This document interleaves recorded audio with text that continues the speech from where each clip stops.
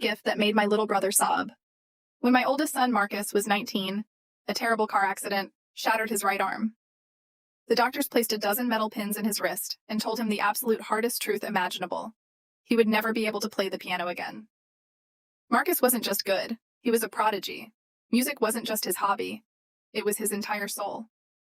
But the person who took the news the hardest was his younger brother, Toby. Toby used to sit on the living room floor and fall asleep listening to Marcus play. One evening, after a really rough day at middle school, Toby looked at the dusty piano in the corner and whispered, "I just wish I could hear you play my favorite song one more time." After that specific day, Marcus started locking himself down in our basement for hours on end. I would hear faint, muffled thuds coming from downstairs. I honestly figured he was just angry, hitting the heavy bag, trying to deal with his grief.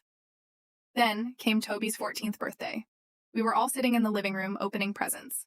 Suddenly, Marcus stood up, walked over to the piano bench, and sat down. The entire room went dead silent.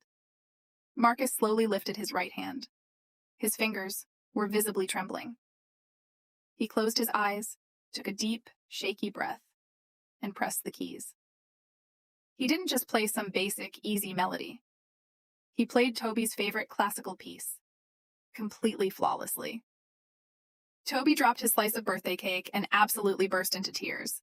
He ran over and threw his arms around his big brother's neck. That's when it really hit me.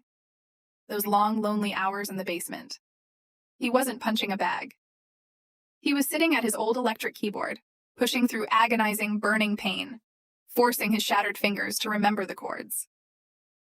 Marcus looked over Toby's shoulder and smiled at me. His hand was still trembling, but his spirit was completely healed.